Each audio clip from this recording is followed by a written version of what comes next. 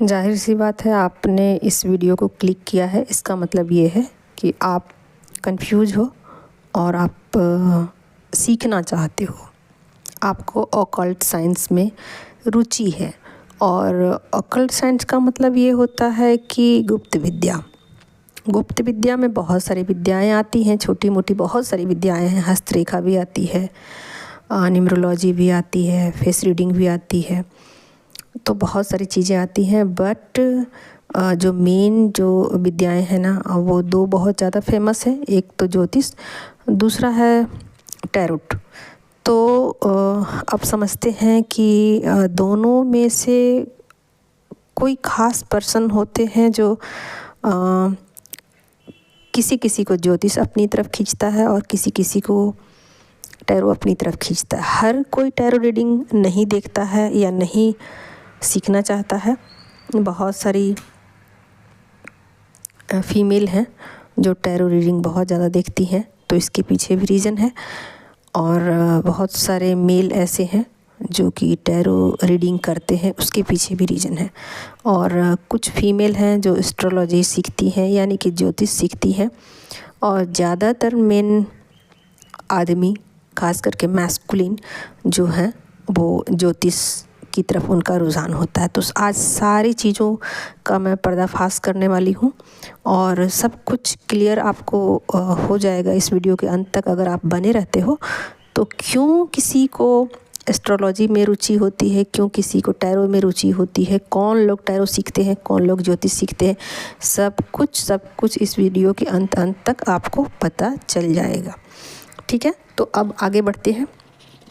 देखिए, जो विदेशों में ना टैरो को ज़्यादा लोग पसंद करते हैं, वहाँ उस पर लोग भरोसा करते हैं और प्रचलन ज़्यादा है टैरो में। हालांकि ऐसा नहीं है कि इंडिया में टैरो नहीं होता था, पहले नहीं होता था, पहले भी होता था।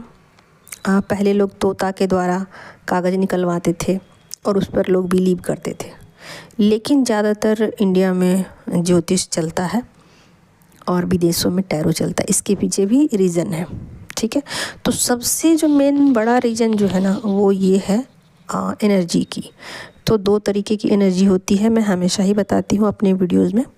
अगर आप लोग को मेरे वीडियोज़ पसंद आते हैं तो पुराने सारे वीडियोज़ को देखिए। मैं एक टैरो कार्ड रीडर हूँ, मेरा नाम सरिता है।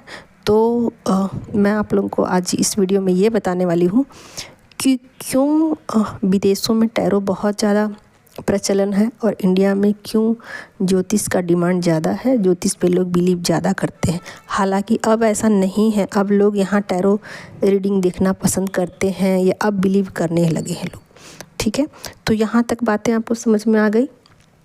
अब चलते हैं कि टैरो रीडिंग में आपको क्या सीखना पड़ेगा और जो ज्योतिष है, जिसको एस्ट्रोलॉजी कहते हैं, उसमें आपको कितनी पढ़ाई करनी पड़ेगी। तो देखिए, जो टैरो रीडिंग है ना, वो इंट्यूशन पर आधारित है। इंट्यूशन का मतलब होता है कि आप अपने गट फीलिंग, जो फीलिंग्स होती हैं, फीलिंग्स का मतलब होता है इमोशन, इमोशन का मतलब होता है कि आप कितने इंट्यूटिव हो, कितना ज़्यादा आप अपने इमोशन पे, अपने जो गट फीलिंग है उस पे बिलीव करते हो। ठीक है, तो कहीं ना कहीं चीज़ें ईश्वरीय रूप से जुड़ी हुई हैं और आप बिलीव पे चलते हो, तो वैसे लोग जो हैं वो टैरो सीखना पसंद करते हैं। यूँ कह लीजिए एक तरीके से, तो जो फीमेल होती है उनका इंट्यूशन पावर बहुत ज़्यादा हाई होता है और फीमेल सीखना ज़्यादा पसंद करती है बजाय मेल के। तो अगर कोई मेल है और वो उनके अंदर फैमिलिन एनर्जी बहुत ज़्यादा एक्टिव है, तो वो टैरो सीखना पसंद करेंगे बजाय ज्योतिष सीखने के। तो सिंपल सा मीनिंग ये हो गया कि जिन लोगों में मैस्कुलिन एनर्जी की अधिकता है वो लोग ज्योतिष सीखेंगे और जिनमें फैमिलिन एनर्जी की अधिकता है वो टैरो सीखेंगे। तो सिंपल सा बात है कि जो टैरो है वो फैमिलिन एनर्जी को रिप्रेजेंट करती है और ऐसा नहीं है कि ज्योतिष जो है मैस्कुलिन एनर्जी को रिप्रेजेंट करता है, ऐसा नहीं है। दोनों एक ऑकल्ट साइंस है और दोनों चीज़ें आपस में कनेक्टेड हैं। बहुत सारे लोग ऐसे हैं जो कि पहले ज्योतिष सीखते हैं, फिर बाद में वो टैरो को भी सीखते हैं। सिर्फ परसेंटेज की बात है, परसेंटेज कितना परसेंट आपके अंदर मैस्कुलिन एनर्जी है और कितना परसेंट आपके अंदर फेमिनिन एनर्जी है, सिर्फ परसेंटेज की बात है। और जो लोग माइंड से चलते हैं, बहुत ज़्यादा कैलकुलेटिव होते हैं, उनको ऑकल्ट साइंस में या गुप्त विद्याओं में रुचि होती ही नहीं है, वो इन चीज़ों में बिलीव करते ही नहीं है। यानी कहने का मतलब है कि जो लोग थोड़ा बिलीव करते हैं ऑकल्ट साइंस में, ज्योतिष में, और अगर वो मेल हैं तो निश्चित रूप से वो ज्योतिष सीखना पसंद करेंगे बजाय टैरो सीखने के। कहने का मतलब ये हुआ कि अगर कोई मेल है और उनके अंदर फेमिनिन एनर्जी है तो वो ज्योतिष सीखना पसंद करेंगे। लेकिन वही कोई मेल ऐसा है जो कि बहुत ज़्यादा इंट्यूटिव है और उनके अंदर फेमिनिन एनर्जी ज़्यादा रोटेट हो रही है, यानी कि ज़रूरत से अधिक, तो वो लोग टैरो सीखना पसंद करेंगे। और उसी तरीके से कोई फीमेल है और उनके अंदर फेमिनिन एनर्जी और मैस्कुलिन एनर्जी अगर बैलेंस में है तो वो निश्चित रूप से ज्योतिष सीखना पसंद करेगी। हालांकि ऐसी फीमेल इंडिया में बहुत कम पाई जाती है, तो वो ज्योतिष सीखेंगी। और बहुत सारी फीमेल ऐसा होगी कि जो पहले ज्योतिष को सीख लेती हैं और बाद में धीरे धीरे उनकी एनर्जी बहुत ज़्यादा हाई वाइब्रेशन में जब वाइब्रेट करती है, उनके अंदर फेमिनिन एनर्जी अधिक बढ़ जाती है। यानी कि समर्पण का भाव, फेमिनिन एनर्जी का मतलब होता है समर्पण का भाव। और जो अगर आप के अंदर मैस्कुलिन एनर्जी है और बैलेंस वे में है तो एक तरीके से आप समझदारी वाला एटीट्यूड रखते हो, यानी आपके नेचर में समझदारी रहता है। लेकिन जब फेमिनिन एनर्जी की अधिकता अधिक होती है तो इसका मतलब ये है कि आपके अंदर समर्पण का भाव बहुत ज़्यादा है। और जिन लोगों को के अंदर समर्पण का भाव बहुत ज़्यादा अधिक होता है वो बहुत ज़्यादा इंट्यूटिव होते हैं और उनको टैरो पसंद आता है, या तो सीखना पसंद आता है या देखना पसंद आता है, या उस पर बिलीव ज़्यादा करते हैं।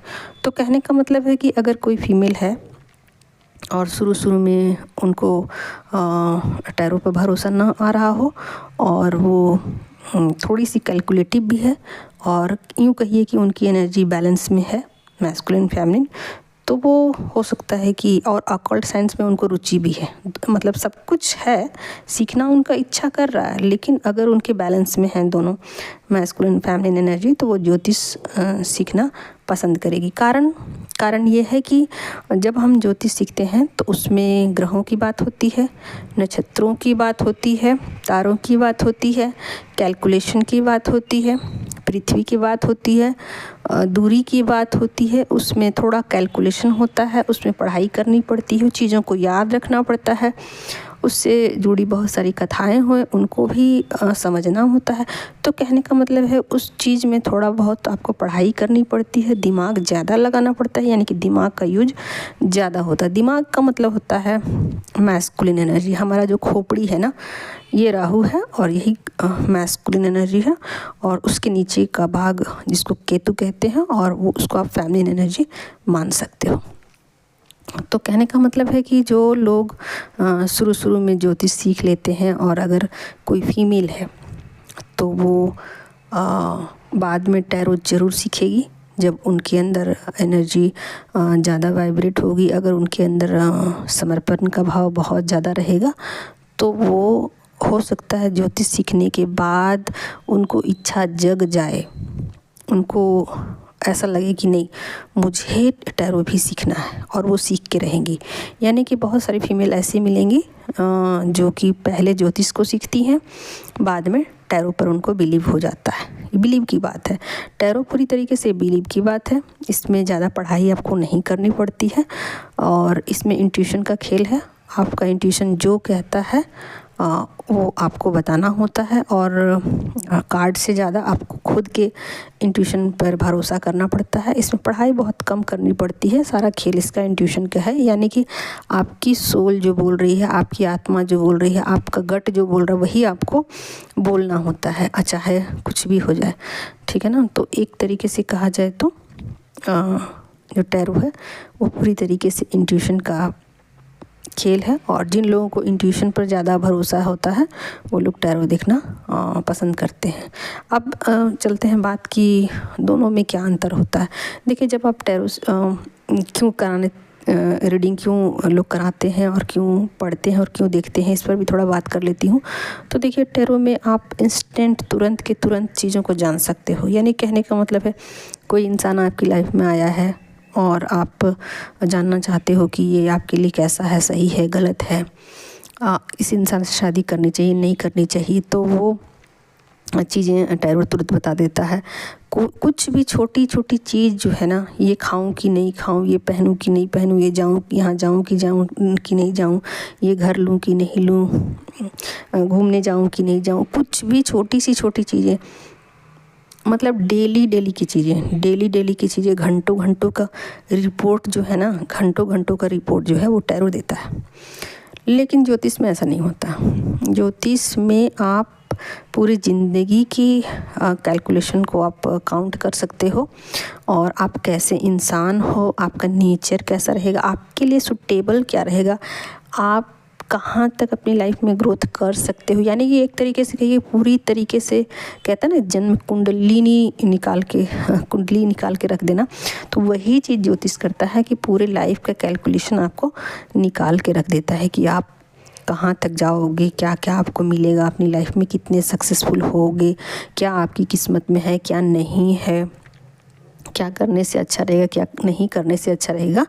तो एक तरीके से पूरी लाइफ की आप किसी से भी ज्योतिष से आप पूछने जाओगे तो वो आपका डेट ऑफ बर्थ मांगेंगे, और उसके अनुसार से कैलकुलेट करके आपका पूरा निकाल के ब्यौरा दे देंगे। लेकिन टैरो में ऐसा नहीं है। आपका डेट ऑफ बर्थ गायब हो गया है, आपके माता पिता को भी नहीं पता है कि आपका जन्म कब हुआ था, या आपका डेट ऑफ बर्थ खो गया है, आपको कुछ भी नहीं पता अपने बारे में, तो भी टैरो से आप बहुत कुछ जान सकते हो। तो कहने का मतलब है कि टैरो एक तरीके से मैजिक की तरह से काम करता है, और आपको एक सही गाइडलाइन देता है, और आप पल पल की रिपोर्ट जो है वो टैरो से जान सकते हो। पूरी ज़िंदगी की तो नहीं जान सकते, लेकिन पल पल की रिपोर्ट आप जान सकते हो। और टैरो सीखने से ये होता है कि आप बहुत ईजिली इसको सीख जाते हो। अगर आप थोड़ा सा समर्पण का भाव रखते हो ना, मतलब उसके साथ आप कनेक्ट होना है, आपको टैरो के साथ कनेक्शन बिठाना है, उसके साथ एक दोस्ताना व्यवहार रखना है कि आपको वो पहचान लो, आप उसको पहचान लो, तो फिर आप बहुत अच्छे से टैरो को संभाल सकते हो, और आप उस पर बिलीव करोगे तो उतना ज़्यादा वो आप उसके साथ कनेक्ट हो जाओगे। तो टैरो कोई भी कर सकता है, और जो फीमेल मैंने बताया। और अब मैं बताती हूँ कि विदेशों में ऐसा क्यों है कि वहाँ लोग टैरो पर बहुत ज़्यादा बिलीव करते हैं। कारण सीधा है, एनर्जी की बात है।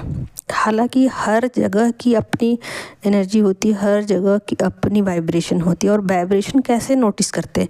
देखिए, वाइब्रेशन नापने का एक ही तरीका है, कहाँ की वाइब्रेशन कितनी ज़्यादा पॉजिटिव है, कहाँ की वाइब्रेशन कितनी ज़्यादा नेगेटिव है। ठीक है, तो फैमिलिन एनर्जी जितना ज़्यादा है उतना ज़्यादा पॉजिटिव एनर्जी है, क्योंकि फैमिलिन एनर्जी ग्रोथ पे बिलीव करती है, मैस्कुलिन एनर्जी डिस्ट्रक्शन पे भरोसा करती है, और काउंट करती है, बहुत ज़्यादा माइंड लगाती है, कैलकुलेशन पे चलती है। तो कहने का मतलब है कि विदेशों में लोग इतने ज़्यादा इमोशनल नहीं हैं, बहुत ज़्यादा वहाँ पर लोग कैलकुलेटिव होते हैं। इंडिया की तरह लोग नहीं होते हैं। यहाँ पर पहनने पर, खाने पर रिस्ट्रिक्शन है, बहुत सारी चीज़ों पर फीमेल पर लगाया जाता है कि ऐसे मत करो, वैसे मत करो, मतलब बहुत ज़्यादा। अगर आप विदेशों में घूमे हो, रहे हो, देखे हो, दोनों जगह जानते हो, तो आपको पता होगा अच्छे से कि दोनों जगह के कल्चर में बहुत आसमान ज़मीन का अंतर है। तो वहाँ बहुत ज़्यादा लोग नियम से चलते हैं, कैलकुलेशन से चलते हैं। तो वहाँ के लोग चाहते हैं कि इंट्यूशन पे भरोसा किया जाए, तो उनको कार्ड पे ज़्यादा भरोसा होता है, और कार्ड इंट्यूशन का खेल है। तो जो भी लोग वहाँ कार्ड रीडिंग करते हैं, या जो भी लोग इंट्यूटिव हैं, उन पर लोग ज़्यादा फेथ करते हैं, और लोगों का बिलीव जो है वहाँ इंट्यूशन पर ज़्यादा है। और इंडिया में लोग चूँकि बहुत ज़्यादा इंट्यूटिव हैं, यहाँ पर फेमिनिन एनर्जी की अधिकता बहुत ज़्यादा है। वैसे ही इंडिया को जैसे माँ के नाम से पुकारा जाता है, यानी कि इंडिया में लोग औरतों की वैल्यू ज़्यादा करते हैं, इज्जत ज़्यादा करते हैं, रिस्पेक्ट ज़्यादा देते हैं और भारत माता नाम से बुलाते हैं। देश का, कंट्री का नाम भी इसी तरीके से है। तो कहने का मतलब है कि यहाँ पर फेमिनिन एनर्जी को ज़्यादा रिस्पेक्ट मिलता है और यहाँ पर ज़्यादा वैल्यू है। तो उसी हिसाब से यहाँ पर लोग कैलकुलेशन पर ज़्यादा बिलीव करते हैं, यानी कहने का मतलब है कि इंट्यूशन के बजाय लोग यहाँ पर कैलकुलेटिव होना ज़्यादा पसंद करते हैं। तो तभी एनर्जी बैलेंस होगी। दोनों चीज़ें बैलेंस पे चलनी चाहिए, यानी कहने का मतलब है कि दोनों में से कोई चीज़ जब अधिक हो जाती है तो आपके लिए वो ऐसा हो जाता है जैसे कि हम उस चीज़ पे भरोसा नहीं करते। यानी कि बैलेंस ही होना लाइफ में सबसे अच्छी बात होती है। तो अगर आपकी लाइफ बैलेंस वे में चलती है तो ज़्यादा अच्छी है। तो इंडिया में लोग बहुत ज़्यादा इमोशनल हैं, तो यहाँ लोग कैलकुलेटिव होना पसंद करते हैं, और विदेशों में लोग कैलकुलेटिव ज़्यादा हैं तो वहाँ लोग इमोशन पे ज़्यादा बिलीव करते हैं। तो जहाँ जो चीज़ नहीं होती है वहाँ की वैल्यू अधिक बढ़ जाती है। ऑल ओवर बात यही है।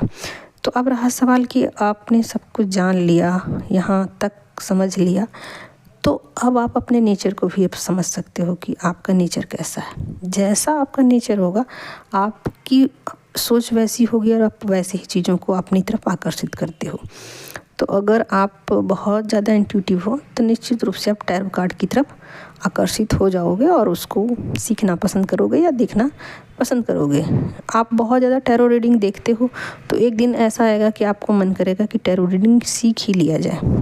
अगर आप बहुत ज़्यादा ज्योतिष पे बिलीव करते हो, अगर आपको टैरो रीडिंग फालतू लगती है, आपको लगता है ये क्या करते रहते हैं लोग, बेवकूफ़ बनाते हैं लोग, मुझे इन चीज़ों पर बिलीव नहीं है, तो जाहिर सी बात है कि आप ज्योतिष पर ज़्यादा बिलीव करोगे और आपको कैलकुलेशन ज़्यादा पसंद आएगा। आप ग्रह के बारे में, तारों के बारे में, नक्षत्रों के बारे में कैलकुलेटिव मतलब कैलकुलेशन में आप ज़्यादा बिलीव करोगे। आप ज़्यादा दिमाग लगाओगे, कौन सा नक्षत्र कब किससे मिलने वाला है, कौन वक्री होने वाला है, कौन ट्रांजिट होने वाला है, ये सब चीज़ों पर आप बहुत ज़्यादा बिलीव करोगे। और पढ़ाई की बात है तो जाहिर सी बात है ज्योतिष की पढ़ाई लंबी है, ज़्यादा आपको पढ़ना पड़ेगा, ज़्यादा समय देना पड़ेगा। और टैरो की जहाँ तक बात है, इसकी पढ़ाई बहुत ज़्यादा नहीं करनी पड़ती है, आपको इसके लिए तपस्या करनी पड़ती है, इसके लिए थोड़ी बहुत साधना करना पड़ती है, इसके लिए आपको इंट्यूशन पर बिलीव करना होता है। तो दोनों चीज़ें आपस में कनेक्टेड भी हैं और अलग भी है। और सबसे मज़े की बात, मैं एक बात आप लोगों को बताना भूल ही गई हूँ कि जहाँ से हमारा माइंड काम करना बंद कर देता है ना, वहाँ से हमारा इंट्यूशन एक्टिव होता है। ठीक है, तो ऐसा नहीं होगा कि कुछ लोग सोचेंगे कि ज्योतिष सीखने के बाद मुझे टैरो कार्ड सीखने की ज़रूरत नहीं पड़ेगी, तो ऐसा नहीं है। मतलब ज्योतिष के बाद का चीज़ है टैरो, ठीक है ना। अगर आप टैरो से एक बार कनेक्ट हो जाते हो या जुड़ जाते हो, या आपकी रुचि टैरो में ही है, ज्योतिष में नहीं है ना, तो आप यकीन मानो आप कभी भी ज़िंदगी में ज्योतिष पे बिलीव नहीं करोगे, बिल्कुल नहीं करोगे। क्योंकि आप ऐसा सोचिए कि ज्योतिष के बाद की चीज़ है टैरो। टैरो एक ऐसी चीज़ है जो आपकी अंतर आत्मा से जुड़ी हुई चीज़ को बताती है, यानी कि जहाँ से बातें ख़त्म हो जाती हैं, बहुत सारी बातें जहाँ से ख़त्म हो जाती, वहाँ से टैरो की बातें शुरू होती। यानी कि टैरो आपके अंतर मन में क्या चल रहा है, आपके आत्मा में क्या चीज़ें चल रही हैं, आपके सब कॉन्शियस में क्या चीज़ें चल रही हैं ना, वो कभी भी आपका ज्योतिष नहीं बताता। ज्योतिष वो चीज़ें बताता है जो आपके डेस्टिनी में लिखा हुआ है, वो चीज़ें बताता है, लेकिन कभी भी उन बातों को, गहरी बातों को कभी भी नहीं बता पाता जो कि आप सोच भी रहे होते हो। ठीक है, तो कहने का मतलब है कि टैरो जो है वो बहुत गहराई से बातें बताने वाला है और आपकी आत्मा से जुड़ा हुआ है, कहीं ना कहीं अध्यात्म से जुड़ा हुआ है, जबकि ज्योतिष जो है थोड़ा पीछे है उससे।